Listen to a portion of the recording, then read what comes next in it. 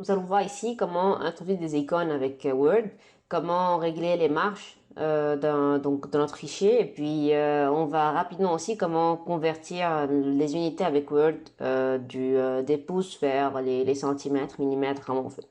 Donc voilà, si je commence à vous montrer comment on introduit des icônes. Donc tout simplement, il faudra aller dans Insertion, et puis voilà, icône, cliquez sur icône. Et là, on va voir vraiment une multitude de choix qu'on peut faire. On peut introduire plusieurs icônes en même temps. Si je sélectionne plusieurs en même temps, je peux le faire. Je peux aller dans d'autres styles. Donc voilà, donc des choses comme ça. Et je clique insérer. Donc voilà mes icônes.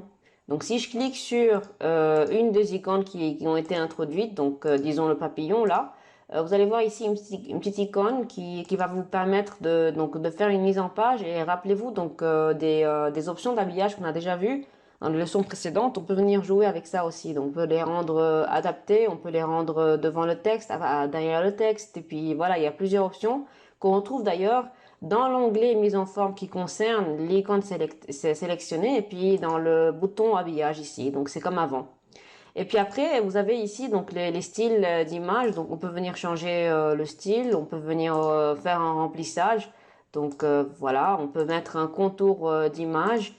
Et puis voilà, on peut régler les épaisseurs. Donc on peut aller donc si on clique sur autre trait, on va voir aussi notre fameux volet ici. Donc on choisit notre trait, on peut choisir le style donc qu'on veut ici, le type de tiret. Et puis voilà, on peut même faire des effets. Donc là, je vais quand même mettre un tiret plein et puis je vais diminuer la largeur, que ce soit quand même assez lisible. Les effets, c'est pareil, on peut mettre des effets, on peut mettre trop de choses. Donc on a déjà vu ces choses-là. Donc avec le volet ici, vous avez l'ombre, reflet, éclat, bord estompé, format 3D, rotation 3D, effet artistique. Donc il y a vraiment trop de choses. On peut venir jouer avec donc ici l'ombre, choisir donc une couleur et puis gérer la transparence. Pour le reflet, pareil, on choisit une réflexion, on peut la rendre transparente ou non. On peut jouer avec l'éclat, on choisit un éclat et puis on gère la taille de l'éclat. Bord estompé, donc voilà, des choses comme ça. Et puis ce sont des choses qu'on a déjà vues, donc ça je vais les faire passer rapidement. Et puis voilà.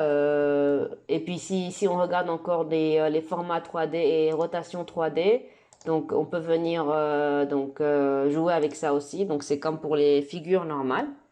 Donc voilà, on peut venir régler ici les rotations et tout. Et puis ici, on peut mettre un biseau inférieur et supérieur. On peut régler la largeur et la hauteur. Donc voilà, ce sont des choses typiques. Voyez bien que tout se répète en termes de mise en forme de nos objets.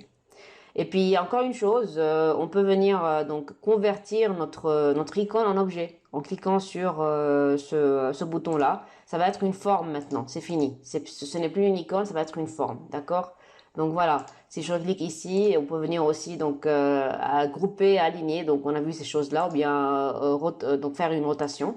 Et puis voilà pour tout ce qui est concernant les icônes, sans oublier qu'on peut renier aussi une icône. Voilà, on peut faire tout ce qu'on veut. C'est pareil comme on a vu avant, avec les dimensions ici, la taille de notre icône. Voilà.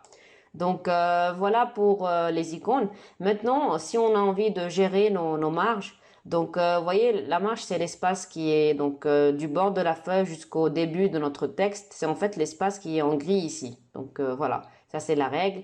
Et puis normalement, si on va dans mise en page et qu'on choisit ici marge, on aura plusieurs formats. Et puis on peut aller cliquer sur marge personnalisée. Et là, on pourra régler par nous-mêmes les distances qu'on veut, des marges haut, bas, droite et gauche. Ça veut dire que si je règle ici, par exemple, la marge de la gauche, je vais quand même l'agrandir pour que vous puissiez voir la différence.